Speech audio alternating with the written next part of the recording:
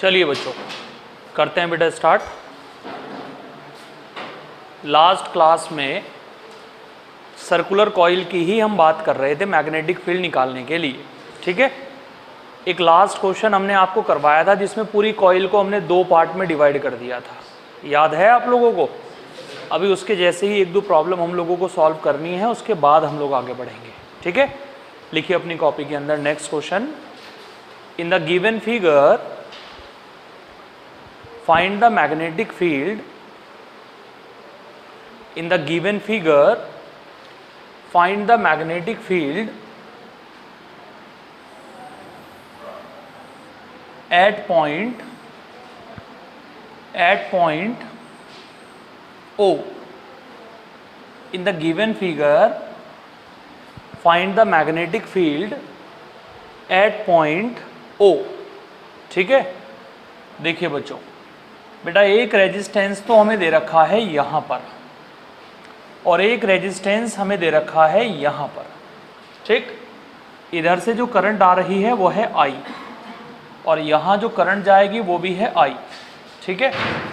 ये आपको दे रखा है सेंटर पॉइंट जिसका नाम है O। इस सेंटर पॉइंट पर हमें फाइंड आउट करना है मैग्नेटिक फील्ड और इस सर्कुलर पाथ की जो रेडियस आपको दे रखी है वो रेडियस है कैपिटल R, या मान लेते हैं कि स्मॉल r है रेडियस हम लोग मान लेते हैं कि रेडियस है स्मॉल r, यहाँ की रेडियस है स्मॉल r, यहाँ का रेजिस्टेंस आपको दे रखा है R और यहाँ का रेजिस्टेंस आपको दे रखा है 3R। आपको बताना है कि सेंटर पॉइंट पर यानी O पॉइंट पर कितना मैग्नेटिक फील्ड होगा। तो सबसे पहले आप ये देखो कि पूरी कॉइल को दो हिस्सों में बांट दिया गया है, एक ऊपर वाली आधी कॉइल है, एक नीचे वाली आधी कॉइल है। क्या इसकी वजह से कोई मैग्नेटिक फील्ड होगा? नहीं, आगे बढ़ाएंगे O से पास हो जाएगा। क्या इसकी वजह से कोई मैग्नेटिक फील्ड होगा? पीछे हटाएंगे O से पास हो जाएगा। ना इस पीस की वजह से कोई मैग्नेटिक फील्ड है और ना इसकी वजह से कोई मैग्नेटिक फील्ड है। हमारे पास में बचा ऊपर वाला आधा पोर्शन और नीचे वाला आधा पोर्शन। मैंने मान लिया कि इस ऊपर वाले आधे पोर्शन में जो करंट जाएगी वो है I1। देखो यहाँ से I करंट आ रही है, यहाँ पहुँचकर ये I करंट दो पार्ट में ब्रेक हो जाएगी बेटा। I1 चली जाएगी ऊपर और I2 चली जाएगी नीचे। डन। अब आप ये देखो कि ऊपर वाली जो आधी कॉइल है हमने उसकी वजह से मैग्नेटिक फील्ड को लेट किया B1 और जो नीचे वाली आधी कॉइल है हमने इसकी वजह से मैग्नेटिक फील्ड को लेट किया B2। देखो B1 की वैल्यू क्या होगी? B1 होगा हमारे पास में म्यू नॉट, करंट कितनी है I1 और नीचे आएगा 4 इंटू आधी कॉइल की रेडियस है स्मॉल r। अब नीचे वाली जो आधी कॉइल है उसकी वजह से देखते हैं कितना मैग्नेटिक फील्ड होगा। ये बनेगा म्यू2, करंट की वैल्यू है I2, 4 रेडियस की वैल्यू कितनी है स्मॉल r। ऊपर वाली आधी कॉइल मैग्नेटिक फील्ड इतना है, नीचे वाली आधी कॉइल मैग्नेटिक फील्ड इतना है। अब देखते हैं दोनों की डायरेक्शन क्या होगी। दोनों की डायरेक्शन क्या होने वाली है बच्चों? दोनों की डायरेक्शन क्या होगी? जब ऊपर वाली आधी कॉइल की वजह से हम देखेंगे तो करंट पास हो रही है ऐसे, मैग्नेटिक फील्ड अंगूठा जाएगा अंदर की तरफ, तो इसकी डायरेक्शन तो हो गई क्रॉस। और अगर इसकी डायरेक्शन क्रॉस है तो डेफिनेटली दूसरे वाले की डायरेक्शन हो जाएगी डॉट। इसकी डायरेक्शन तो हो गई क्रॉस, इसकी डायरेक्शन हो जाएगी डॉट। ये हो गया ऊपर वाली आधी कॉइल की वजह से मैग्नेटिक फील्ड, ये नीचे वाली आधी कॉइल की वजह से मैग्नेटिक फील्ड हो गया। अच्छा, दोनों की डायरेक्शन एक दूसरे के अपोजिट है, एक क्रॉस है तो एक डॉट है हमारे पास में, तो रिजल्टेंट मैग्नेटिक फील्ड बनेगा हमारे पास में बेटा B1 माइनस B2। हमने एक में से दूसरे को माइनस कर दिया, so resultant magnetic field is mu not upon 4 small r को हम ले लेंगे कॉमन, अंदर बचेगा हमारे पास में I1 माइनस के I2। Mu naught upon 4r को हमने कॉमन ले लिया, अंदर हमारे पास में बचा I1 माइनस I2। ये हमारा रिजल्टेंट मैग्नेटिक फील्ड कहलाएगा बच्चों। लेकिन मैं ये नहीं कहूँगा कि ये फाइनल आंसर है आप लोगों का, क्योंकि ये जो I1 I2 है ये तो हमने अपनी तरफ से लेट किया, ये हमें गिवन नहीं थी। अब I1 I2 की वैल्यू हम लोगों को निकालनी है कितनी होगी, देखो कैसे निकालेंगे I1 I2 की वैल्यू, ध्यान दीजिएगा जरा कैसे निकालेंगे I1 I2 की वैल्यू। ये बताइए यहां पहुंचकर I करंट कितने पार्ट में ब्रेक हो गई, 2। I करंट के अंदर से ही निकला है I1 और I के अंदर से ही निकला है I2। तो आप ये लिख सकते हो I is equal to I1 plus I2। बोलो लिख सकते हो। अच्छा ये दोनों है पैरेलल में और पैरेलल में वोल्टेज रहता है सेम। यहाँ का रेजिस्टेंस है R, यहाँ की करंट है I1, तो यहाँ का वोल्टेज होगा I1 इंटू R, यहाँ का वोल्टेज होगा I2 इंटू 3R, यहाँ का वोल्टेज होगा I1 इंटू R और यहाँ का वोल्टेज होगा I2 इंटू 3R। ठीक है, कैसे करेंगे प्रॉब्लम सॉल्व, जरा सुनिए बेटा ध्यान से। इन दोनों के वोल्टेजेस को रख देंगे बराबर, क्योंकि पैरेलल में वोल्टेज रहता है सेम। R से R कैंसिल आउट, हमारे पास में बन गया I2 is equal to I1 upon 3। ये कह सकते हो आप, या आप ये कह सकते हो कि I1 की वैल्यू बन गई 3I2, बन गई। I1 की जगह रख दो 3I2, यहाँ आएगा 3I2, यहाँ आएगा I2। बोलो कितना हो गया बेटा, 4I2 की वैल्यू निकल गई कितनी, I2 इज इक्वल टू आ गया I/4। बोलो आ गया, I2 की वैल्यू आ गई हमारे पास में I/4। हम इस I2 की वैल्यू को यहाँ से उठाएंगे और यहाँ रखेंगे। ठीक है, I1 आ जाएगा हमारे पास में 3I/4 आ जाएगा। फिर I1 की वैल्यू को रखेंगे यहाँ पर 3I/4, I2 की वैल्यू को रखेंगे यहाँ पर I/4 और हम सॉल्व करेंगे तो रिजल्टेंट मैग्नेटिक फील्ड हमारा यहाँ से बन जाएगा कि भाई इस पूरी कॉइल की वजह से इतना रिजल्टेंट मैग्नेटिक फील्ड हमारा होने वाला है। ठीक है, ऐसा बनेगा बेटा हमारे पास में क्वेश्चन। अब अगर मैं इसी क्वेश्चन को, सेम क्वेश्चन, हल्का सा लेवल डिफरेंट कर दिया, मतलब लैंग्वेज को बहुत मामूली सा चेंज कर दिया हम लोगों ने। देखो कैसे चेंज किया, ध्यान से सुनिएगा बिल्कुल बेटा। ये है हमारे पास में सर्कुलर कॉइल। ठीक है, हमें ये कहा इधर से वायर आ रहा है और ये वायर इधर चला गया। ठीक, इधर से करंट आ रही है I, इधर करंट चली गई है I। बेटा बड़ी इंपॉर्टेंट बात बताने जा रहा हूँ, बहुत ध्यान से सुनिएगा। यह है हमारे पास में सेंटर, रेडियस की वैल्यू है स्मॉल r। ठीक, हमें ये कहा कि ये वाला जो वायर है, ऊपर वाला जो वायर है, इसकी जो मोटाई है वो नीचे वाले वायर की कंपैरिजन में डबल है। देखो मैंने ऊपर वाले वायर को ब्लू बना दिया, इसीलिए बना दिया ब्लू, यानी इस ब्लू वाली वायर की जो मोटाई है, इस ब्लू वाले वायर की जो ये थिकनेस है, ये वाली जो मोटाई है, ये आपको दे रखी है 2R। कितने दे रखी है, और यहाँ की जो मोटाई आपको दे रखी है ये वाली, ये आपको दे रखी है R। बोलो समझ पा रहे हो क्या। रेजिस्टेंस नहीं दे रखा है इस बार हम लोगों को, हमें वायर की मोटाई दे रखी है। हमें मोटाई से उसके रेजिस्टेंस का आइडिया लगाना पड़ेगा। कैसे, अब समझिएगा। प्रॉब्लम करने का तरीका बिल्कुल वैसा ही है जैसे अभी हमने किया है, बस इस क्वेश्चन में और उस क्वेश्चन में फ़र्क इतना है कि यहाँ हमें रेजिस्टेंस गिवन नहीं है, हमें रेजिस्टेंस का आइडिया खुद से लगाना पड़ेगा। अब देखो कैसे करेंगे बेटा प्रॉब्लम सॉल्व, ध्यान से सुनिएगा जरा। हम जानते हैं कि जो रेजिस्टेंस होता है किसी भी वायर का, वो उसकी मोटाई के इन्वर्सली प्रोपोर्शनल होता है। यानी वायर की मोटाई ज़्यादा होगी तो रेजिस्टेंस कम होगा। बात समझ में आ रही है आप लोगों को। और जिस वायर की मोटाई कम होगी उसका रेजिस्टेंस क्या होगा, ज़्यादा होगा। तो बताइए इसकी मोटाई कितनी है बेटा आपके पास में, स्मॉल r। ये वाला रेजिस्टेंस हो गया आपके पास में R। जिस वायर की मोटाई यानी जिस वायर की थिकनेस स्मॉल r है, मैंने उसके रेजिस्टेंस को R लेट कर दिया। ऊपर वाले वायर की थिकनेस कितनी है, नीचे वाले वायर से डबल है। ऊपर वाले वायर की जो थिकनेस है वो नीचे वाले वायर से डबल है। इसकी थिकनेस है 2R, है 2R। 2 का स्क्वायर करो कितना हो जाएगा, 4 हो जाएगा। 4, वायर की मोटाई ज़्यादा है। अगर वायर की मोटाई ज़्यादा है तो वायर का रेजिस्टेंस होगा कम। और देखो यही समझने वाली बात है, लॉजिकल बात यही है कि इस वायर का जो रेजिस्टेंस होगा यहाँ पर वो होगा R/4। बस यही बच्चे समझ नहीं पाते कि ये सर R/4 कहाँ से आया। फिर पूरा पूरा करके बताना पड़ता है R/4 कहाँ से आया। मैं चाह रहा हूँ कि आप समझ लें इस बात को अच्छे तरीके से। ये पतला वायर है तो इसका रेजिस्टेंस ज़्यादा है, ये मोटा वायर है तो इसका रेजिस्टेंस कम है। रेडियस जितने टाइम्स होती है, बताओ रेडियस कितने टाइम्स है? 2 टाइम्स है। 2 का स्क्वायर करो कितना हो जाएगा? 4 से डिवाइड कर दो। यहाँ पर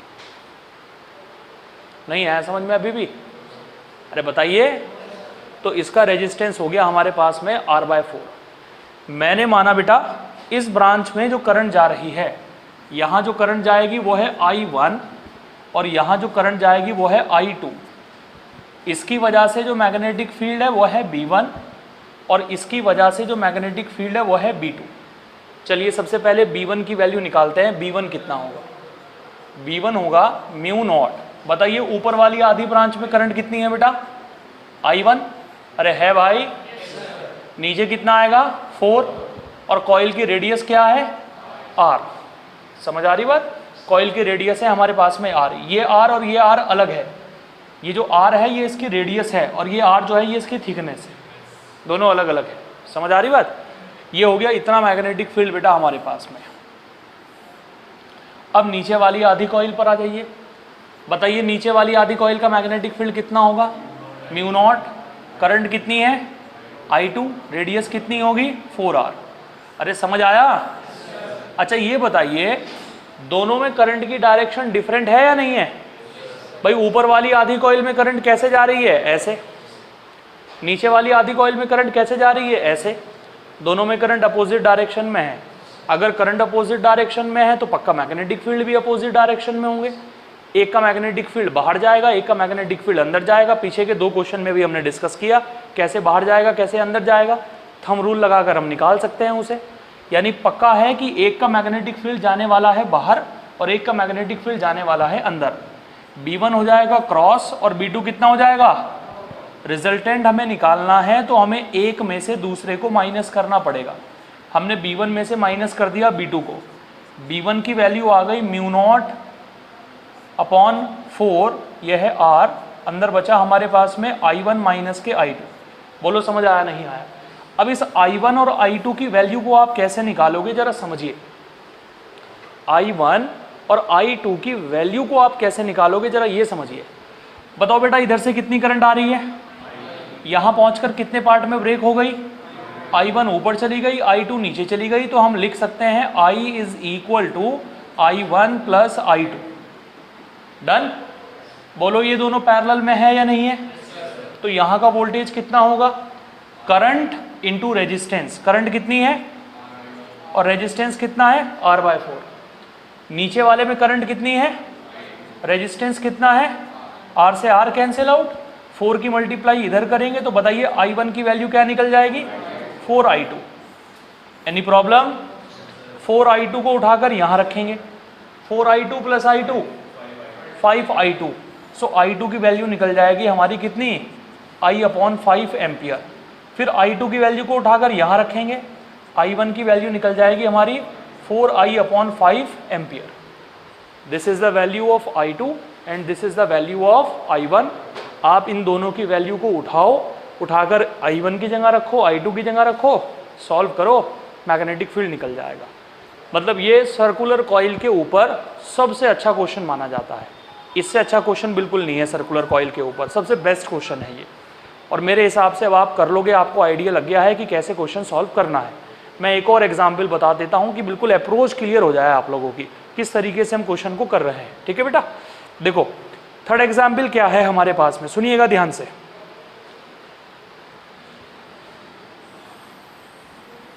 ये हो गई सर्कुलर कॉइल हमारे पास में। इधर से करंट आई ऐसे, ये करंट यहां से निकल गई, ये दे रखा है सेंटर। ठीक है बेटा? इधर से करंट आ रही है I, इसकी जो रेडियस हमें दे रखी है वो दे रखी है स्मॉल a। कितनी दे रखी है? रेडियस हमें दे रखी है स्मॉल a। अच्छा यहां से करंट आई और ऐसे यहां से निकल गई, ऐसे यहां से निकल गई।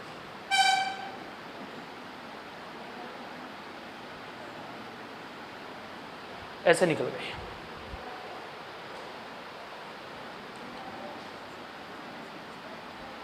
डन? इसकी जो थिकनेस हमें दे रखी है वो है स्मॉल r, और इसकी जो थिकनेस हमें दे रखी है वो है 3r। ठीक है, अच्छा बताइए इधर से कितनी करंट आ रही है, यहां पहुंचकर कितने पार्ट में ब्रेक होगी, ऊपर कितनी चली गई I1 और नीचे डन। ये है सेंटर। हमने माना इसका मैग्नेटिक फील्ड कितना है, इसका कितना है, जिसकी थिकनेस r होती है उसका रेजिस्टेंस हम कितना लेट करते हैं r,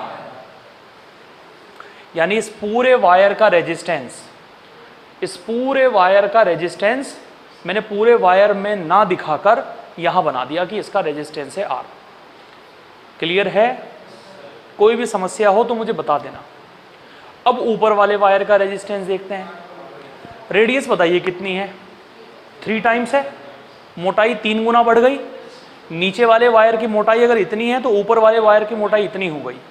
मोटाई अगर बढ़ गई तो रेजिस्टेंस कम हो गया। रेजिस्टेंस कितना कम हुआ, R के सामने क्या लिखा हुआ है 3 का स्क्वायर करेंगे, यानी ऊपर वाला रेजिस्टेंस हो गया हमारे पास में R/9। डन, जल्दी बता दो कोई समस्या है, बिल्कुल पक्का, ओके। अब B1 की वैल्यू बताइए कितनी होने वाली है। B1 होने वाला है μ0 I1/4a, रेडियस a है ना, और B2 कितना होने वाला है, B2 μ0 I2/4a। इसकी डायरेक्शन क्या होगी, ऊपर वाले की करंट ऐसे जा रही है बेटा, ऐसे फिंगर्स को रखा है ऐसे, राइट हैंड रूल का इस्तेमाल कर रहे हैं, फिंगर्स को रखा है ऐसे, थंब बताइए कहाँ जा रहा है, अंदर। इसका मैग्नेटिक फील्ड हो गया क्रॉस, और इसका मैग्नेटिक फील्ड, तो रिजल्टेंट कैसे निकालेंगे, माइनस करके। कॉमन बताइए क्या आएगा, μ0/4a, अंदर क्या बचेगा। अब मैं ये बताइए I1 I2 तुम लोग निकाल लोगे या वो मैं बताऊं दोबारा से, क्या 2 इक्वेशन बनेंगी, बस 2 इक्वेशन बता दो फिर आगे खुद सॉल्व करना, ठीक है। एक इक्वेशन तो बनेगी आपके पास में ये कि I करंट यहां पहुंचकर 2 पार्ट में ब्रेक हो गई, I करंट 2 पार्ट में ब्रेक हो गई, यानी I is equal to I1 plus I2। एक इक्वेशन तो ये हो गई। बताओ ये दोनों पैरेलल में है या नहीं है, यहां कितनी करंट है I1 और यहां, तो बताइए यहां का वोल्टेज कितना हो गया I1 इंटू R/9, और ये कितना हो गया I2 into R, cancel out. I2 की वैल्यू बन गई हमारे पास में कितनी 9I1, अरे बन गई भाई 9, ओ सॉरी मैंने गलती से लिख दिया भाई, I1 is equal to 9I2। इसे उठाकर यहाँ रखेंगे, यहाँ से I2 निकल जाएगा, फिर I2 को यहाँ रखेंगे, यहाँ से I1 निकल जाएगा, उठाकर यहाँ पुट करेंगे, सॉल्व करेंगे, प्रॉब्लम सॉल्व हो जाएगी। ऐसे हम क्वेश्चन करने वाले हैं, तो उम्मीद है कि अब आपका कंसेप्ट क्लियर हो जाना चाहिए, अब आपको प्रॉब्लम नहीं होनी चाहिए बिल्कुल इसके ऊपर। या है अभी भी प्रॉब्लम? अब अगर अभी भी प्रॉब्लम है तो इसका मतलब यह है कि फिर मामला गड़बड़ है, फिर आपके कंसेप्ट क्लियर नहीं है, क्योंकि हमने जितने भी सवाल इसके ऊपर बन सकते थे वो सब आप लोगों को बता दिए, ठीक है। चलो एक एडिशनली क्वेश्चन की हम बात करते हैं।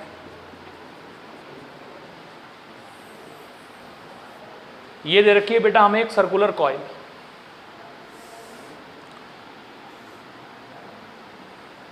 यह है सर्कुलर कॉइल का सेंटर।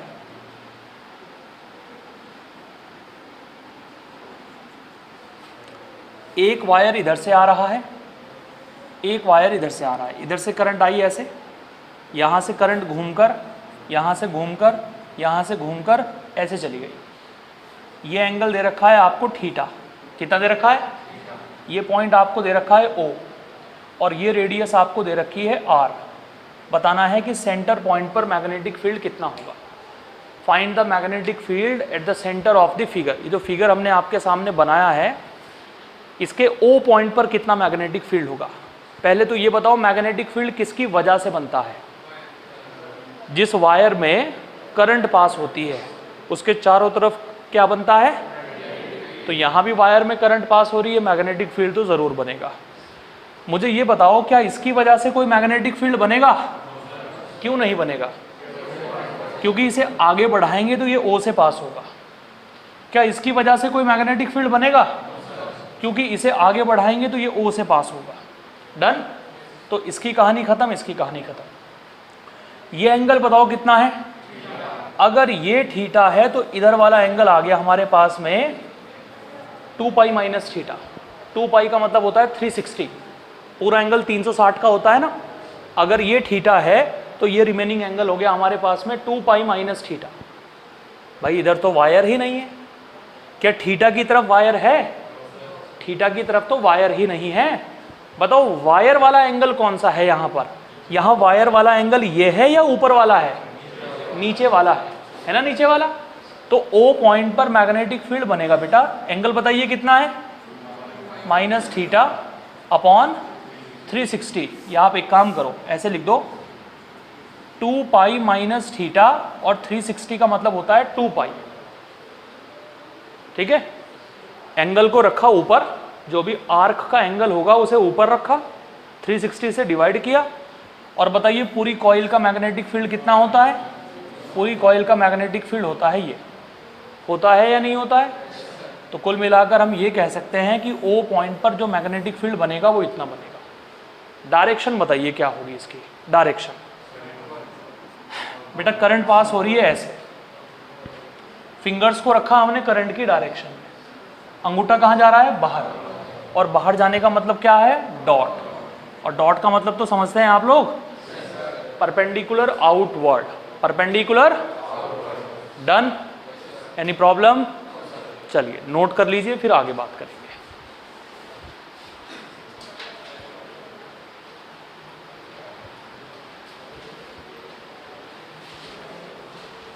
बातें नहीं भेज रहे, जल्दी से करिएगा।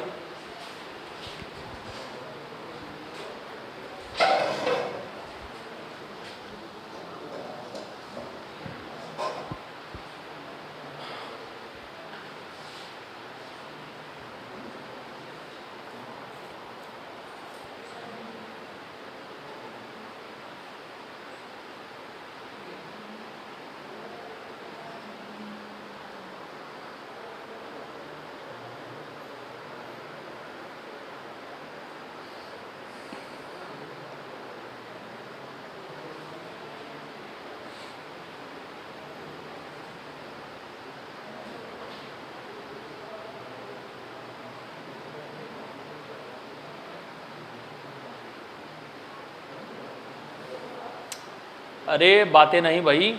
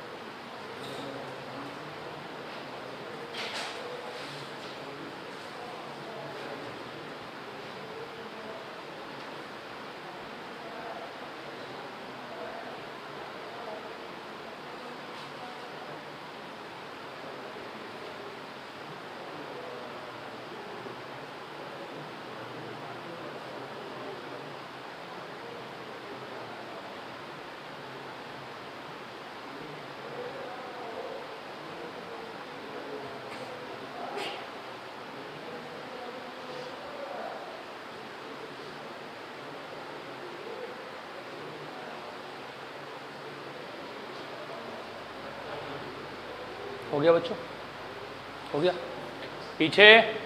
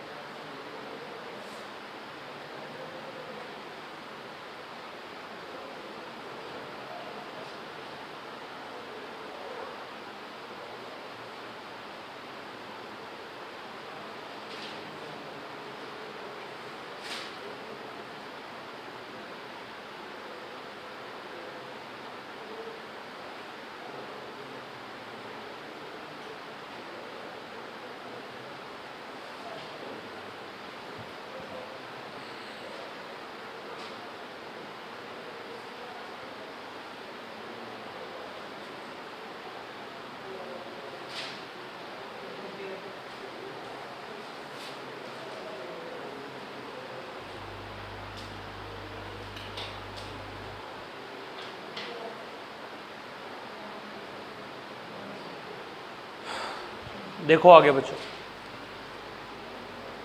तीनों प्रॉब्लम एक ही कंसेप्ट के ऊपर बेस्ड है बिल्कुल, ठीक है। जल्दी से नोट डाउन करिए फिर आगे बढ़ते हैं।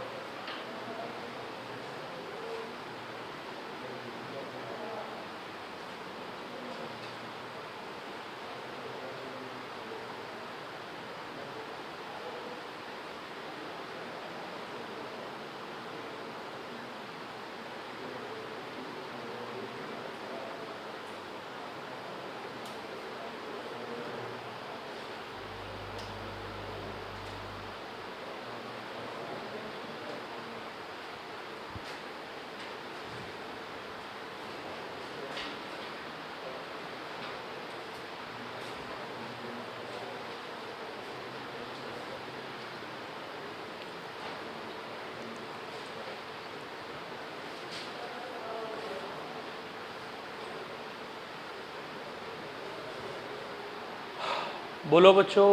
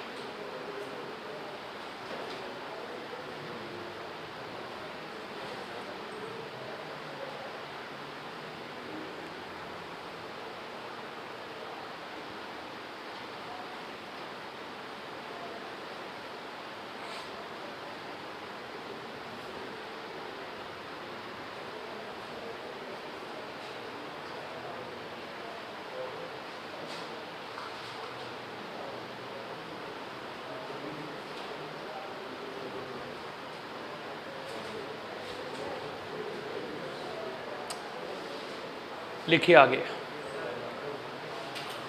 ठीक है। सर्कुलर कॉइल के सेंटर पर मैग्नेटिक फील्ड निकालने का जो काम था वो खत्म हो गया।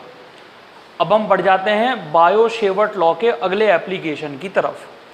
और बायो शेवर्ट लॉ का नेक्स्ट एप्लीकेशन है, लिखो, magnetic field at the axis of magnetic field at the axis of circular current carrying coil. Magnetic field at the axis of circular current carrying coil. Magnetic field at the axis of circular current carrying coil. Circular current carrying coil. देखो बेटा condition क्या है हमारे पास में, ये हमें एक circular loop दे रखा है कुछ इस तरीके से। यह है सर्कुलर लूप का सेंटर यहाँ पर, देखिए ध्यान से, सर्कुलर लूप का सेंटर हो गया ये सर्कुलर लूप के सेंटर से पास होने वाली लाइन जिसे हम लोग बोलते हैं एक्सिस। सर्कुलर लूप के सेंटर से पास होने वाली लाइन जिसे हम लोग बोलते हैं एक्सिस। अगर मैं सर्कुलर लूप में करंट को पास कराता हूँ तो करंट को पास कराने से इसके सेंटर के साथ साथ, यानी यहाँ तो मैग्नेटिक फील्ड बनेगा ही बनेगा, इसके साथ साथ यहाँ इस पूरी लाइन पर मैग्नेटिक फील्ड बनेगा। भाई सेंटर पर मैग्नेटिक फील्ड निकालने का तो तरीका अभी बताया मैंने आपको। क्या होता है सर्कुलर कॉइल के सेंटर पर मैग्नेटिक फील्ड? μ0I/2R। समझ आ रही है बात? लेकिन इस बार हमें सेंटर पे मैग्नेटिक फील्ड नहीं निकालना है, हम लोगों को मैग्नेटिक फील्ड निकालना है इस लाइन पर। मैंने माना कि इसके सेंटर से x डिस्टेंस दूर यहाँ एक पॉइंट है P। इस P पॉइंट पर हमें मैग्नेटिक फील्ड निकालना है, समझ रहे हो आप लोग। तो P पॉइंट पर जो मैग्नेटिक फील्ड रहेगा उसका फॉर्मूला रहेगा बेटा हमारे पास में ये μ0/4 जिसकी वैल्यू है 10⁻⁻⁷। आगे होगा 2πIr²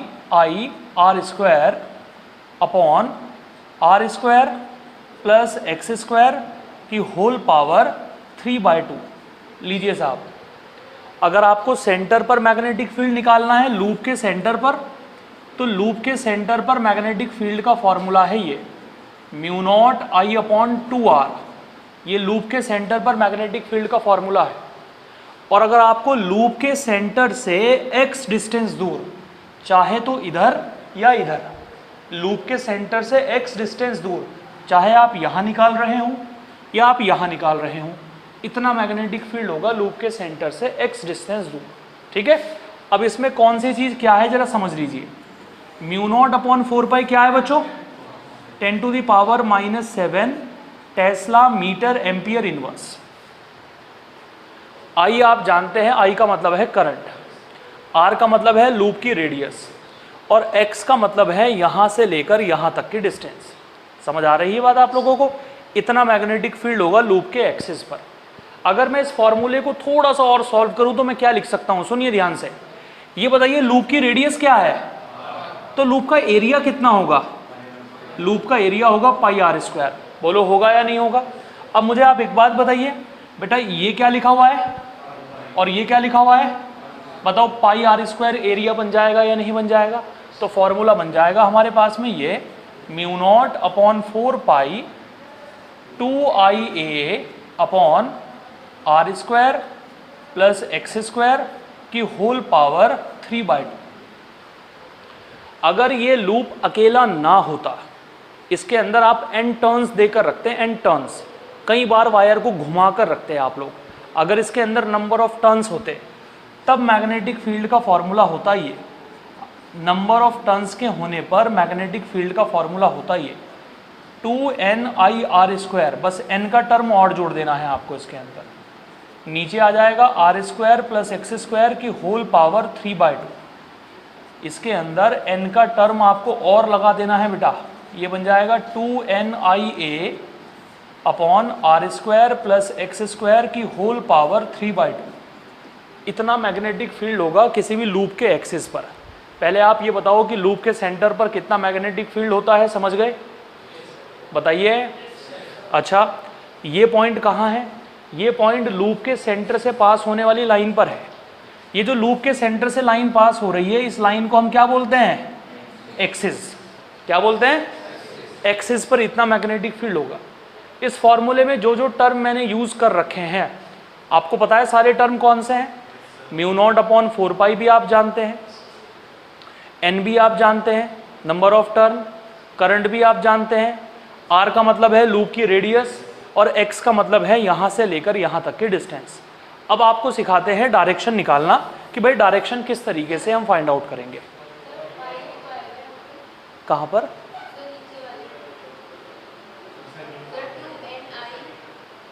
अच्छा, पाई छोड़ दिया, ठीक है। देखो आगे बच्चों, अगली कंडीशन है हमारे पास में, ये ध्यान से सुनिएगा बेटा। ये दे रखा है सर्कुलर लूप, यह है सर्कुलर लूप का सेंटर, और यह है इसके सेंटर से पास होने वाली लाइन। ये इसके सेंटर से पास होने वाली लाइन है, ठीक है। मान लीजिए इस लूप के अंदर जो करंट पास हो रही है वो इस डायरेक्शन में पास हो रही है ऐसे, और लूप की जो रेडियस आपको दे रखी है वो कैपिटल R दे रखी है। यह है लूप का सेंटर। आपको बताना है मैग्नेटिक फील्ड की डायरेक्शन कैसी होगी। यहाँ मैग्नेटिक फील्ड की डायरेक्शन कितनी होगी और यहाँ मैग्नेटिक फील्ड की डायरेक्शन कैसी होगी। यानी मैग्नेटिक फील्ड इधर होगा, ऊपर होगा, नीचे होगा, बाहर होगा, अंदर होगा, ये सब बताना है आप लोगों को। बेटा लूप है मेरे पास में ऐसे, ऐसे है लूप, और लूप में करंट पास हो रही है ऐसे, लूप में ऐसे करंट पास हो रही है, ऐसे हो रही है करंट पास। मैंने आपसे कहा था कि जब भी लूप की बात होगी आप थंब रूल लगाएंगे, और जब वायर की बात होगी तब आप पाम रूल लगाएंगे। लूप है ना, यहाँ पर कॉइल है या नहीं है, तो आप थंब रूल लगाने वाले हैं। करंट ऐसे पास हो रही है, ऐसे करंट ऐसे पास हो रही है, समझ में आ रही बात। फिंगर्स को रखा हमने करंट की डायरेक्शन में, रखा फिंगर्स को करंट की डायरेक्शन में, करंट ऐसे पास हो रही है ऐसे, करंट ऐसे पास हो रही है ऐसे, हो रही है ऐसे पास। फिंगर्स को रखा हमने करंट की डायरेक्शन में ऐसे, फिंगर्स को हमने करंट की डायरेक्शन में रख दिया। बताओ अंगूठा किस डायरेक्शन में जा रहा है? इस डायरेक्शन में जा रहा है। इसका मतलब यह है कि इस पॉइंट पर जो मैग्नेटिक फील्ड होगा, इस पॉइंट पर मैग्नेटिक फील्ड की डायरेक्शन होगी इधर, और इस पॉइंट पर मैग्नेटिक फील्ड की डायरेक्शन होगी इधर। इस पॉइंट पर मैग्नेटिक फील्ड इधर होगा, इस पॉइंट पर मैग्नेटिक फील्ड इधर होगा। जल्दी बताओ समझ आया नहीं आया? एक और कंडीशन आप देख लो अच्छे तरीके से। सर मैं बता रहा हूं, जब मैंने खुद ही कह दिया कि मैं बता रहा हूं, मैंने खुद ही नहीं कहा कि मैं बता रहा हूं भाई।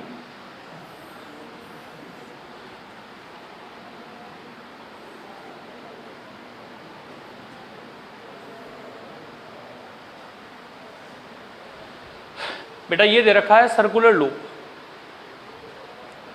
यह है सर्कुलर लूप का सेंटर। एक पॉइंट यहां दे रखा है, एक पॉइंट यहां दे रखा है। इस बार करंट पास हो रही है ऐसे, इस बार करंट ऐसे पास हो रही है। पिछली बार करंट पास हो रही थी ऐसे ऐसे, समझ रहे हैं आप? इस बार करंट पास हो रही है ऐसे ऐसे। बताइए करंट कैसे पास हो रही है? लूप ऐसे रखा है ऐसे, करंट ऐसे पास हो रही है ऐसे, हो रही है ऐसे पास। राइट हैंड का यूज़ करेंगे, करंट ऐसे पास हो रही है ऐसे, ऐसे जा रही है ना ऐसे, तो फिंगर्स को रखा करंट की डायरेक्शन में, रखा फिंगर्स को। अंगूठा बताओ कहाँ से जा रहा है? ऐसे कॉइल में यहाँ से एंटर करेगा और यहाँ से बाहर निकल जाएगा। समझ आ रही बात? यानी इस कॉइल में यहाँ से मैग्नेटिक फील्ड एंटर करेगा और यहाँ से मैग्नेटिक फील्ड बाहर निकल जाएगा। इस पॉइंट पर डायरेक्शन होगी इधर और इस पॉइंट पर डायरेक्शन होगी इधर। क्या नहीं आया अभी भी समझ में? पक्का? कॉइल ऐसे रखी होगी आपके सामने ऐसे, अगर करंट ऐसे पास होगी ऐसे ऐसे, तो राइट हैंड थंब रूल का यूज़ करेंगे, फिंगर्स को रखेंगे करंट की डायरेक्शन में। देखो फिंगर्स को मोड़कर ऐसे करंट की डायरेक्शन में रखा, अंगूठा इधर जा रहा है, यानी अंगूठा कॉइल के अंदर ऐसे एंटर करेगा और यहाँ से बाहर निकल जाएगा। और अगर करंट ऐसे पास हो रही होगी ऐसे, तो फिंगर्स को रखा करंट की डायरेक्शन में, अंगूठा कैसे जाएगा? ऐसे निकलेगा यहाँ से, ऐसे बाहर निकल जाएगा। ये हमारी मैग्नेटिक फील्ड की डायरेक्शन होगी। सेंटर के अलावा अगर कोई और पॉइंट हमें दे रखा है एक्सियल पॉइंट, तो उस पर मैग्नेटिक फील्ड हम कुछ इस तरीके से कैलकुलेट करेंगे। क्लियर हुआ या नहीं हुआ? अभी मैंने कोई क्वेश्चन नहीं बताया इसके ऊपर, मैंने आपको सिर्फ फॉर्मूला बताया है और डायरेक्शन निकालने का तरीका बताया है। क्या फॉर्मूला समझ में आ गया सभी लोगों को? क्या है फॉर्मूला बताइए? म्यू नॉट अपॉन 4 पाई मीन्स 10 की power -7, 2 pi I R square plus x square की होल पावर 3/2। 2-3 बार प्रैक्टिस करेंगे ना लिखकर तो अच्छे से याद हो जाएगा। एरिया के टर्म में ये है, नंबर ऑफ टर्न के टर्म में ये है, नंबर ऑफ टर्न और एरिया दोनों के कलेक्टिव टर्म में ये है। समझ आ रही बात? सेंटर पर ऑलरेडी मैग्नेटिक फील्ड पता है आपको, इतना होता है, पता है ना इतना होता है। नेक्स्ट, ये हमने डायरेक्शन का तरीका सीखा, कैसे हम लूप की वजह से डायरेक्शन निकालेंगे। बड़ी कन्फ्यूज़न रहती है बच्चों को इसके अंदर, लेकिन मुझे लगता नहीं कि कन्फ्यूज़न होनी चाहिए। आप लोगों को बिल्कुल क्लियरिटी के साथ हमने बता दिया ये लूप है, क्या तो करंट ऐसे पास होगी, ये करंट ऐसे पास होगी। करंट ऐसे पास होगी तो फिंगर ऐसे, अंगूठा इधर जाएगा, और करंट अगर ऐसे पास होगी तो फिंगर ऐसे ऐसे और अंगूठा इधर जाएगा। बोलो समझ में आ गई क्या बात? पक्का? अब इस पर एक बहुत स्पेशल पॉइंट आता है बेटा, ध्यान से सुनिएगा जरा। पॉइंट ये है, अगर हमें एक लूप दे रखा है यहाँ पर, और ये है हमारे पास में लूप का सेंटर, और ये पास हो रही है लूप के सेंटर से लाइन।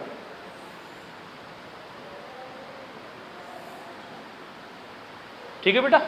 क्या सेंटर वाले पॉइंट पर मैग्नेटिक फील्ड पता है आपको कितना होता है? कितना होता है? Mu naught I upon R तो हो गई इसकी रेडियस, और आई क्या हो गई? करंट। बेटा समझ आ रही है बात? ये सेंटर से थोड़ी सी डिस्टेंस पर एक पॉइंट यहाँ है, पॉइंट है r प्लस √2, और एक पॉइंट यहाँ है, ये पॉइंट है x is equal to minus के r अपॉन √2। यानी आप ये समझिए कि मैग्नेटिक फील्ड का फॉर्मूला हमारे पास में ये है बच्चों, mu not upon 4 pi 2 pi I R square upon R square plus x square की होल पावर। बोलो ये है या नहीं है? बस एक छोटी सी बात आपको याद रखनी है कि जब x की वैल्यू होगी प्लस माइनस r अपॉन √2, जब x की वैल्यू क्या होगी plus minus r upon under root 2, तब कॉइल की वजह से जो मैग्नेटिक फील्ड होने वाला है वो मैक्सिमम होने वाला है। कैसा होने वाला है? ये बहुत शानदार क्वेश्चन है और बहुत दमदार क्वेश्चन है। पूछा जाता है कि बताओ मैक्सिमम मैग्नेटिक फील्ड कहाँ होता है, तो plus minus r upon under root 2 पर। ये कॉइल है ना ऐसे, क्या तो कॉइल के यहाँ पर या कॉइल के यहाँ पर। Minus r upon under root 2 का मतलब है कॉइल से इधर इस तरफ, और plus r upon under root 2 का मतलब है कॉइल के इस तरफ यानी यहाँ पर। बात समझ में आ रही है? और मैक्सिमम मैग्नेटिक फील्ड होगा।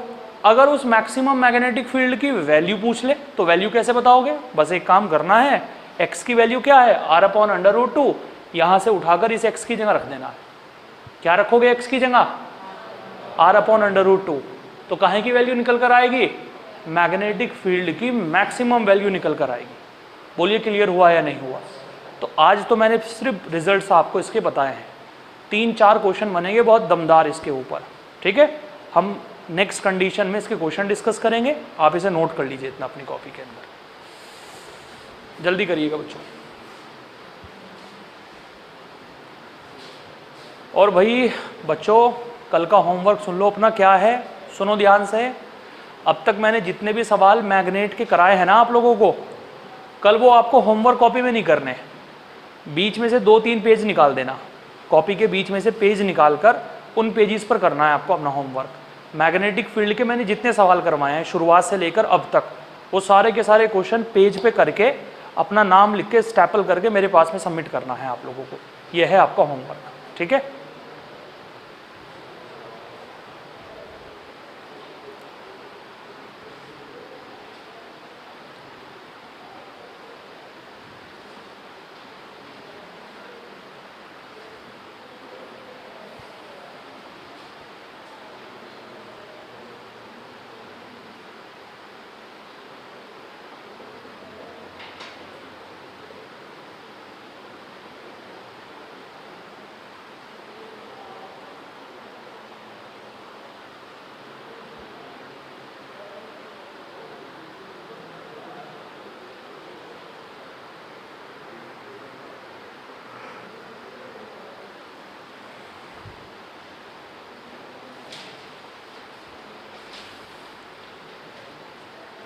ओके।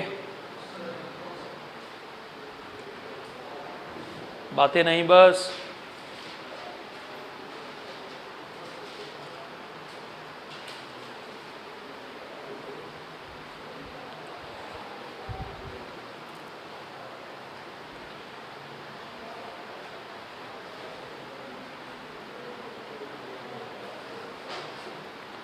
हो गया? सभी का हो गया? तुम लोगों का?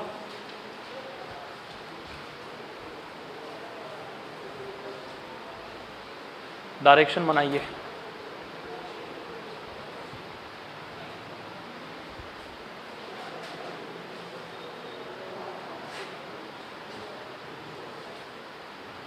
समझ गए ना यहाँ डायरेक्शन कैसे लगाई है? ऐसे लगाया है यहाँ रूल, ऐसे करंट ऐसे पास हो रही है ऐसे, और अंगूठा इधर से ऐसे एंटर कर गया। और यहाँ रूल लगाया है ऐसे, करंट ऐसे पास हो रही है ऐसे ऐसे, और अंगूठा इधर से एंटर कर गया।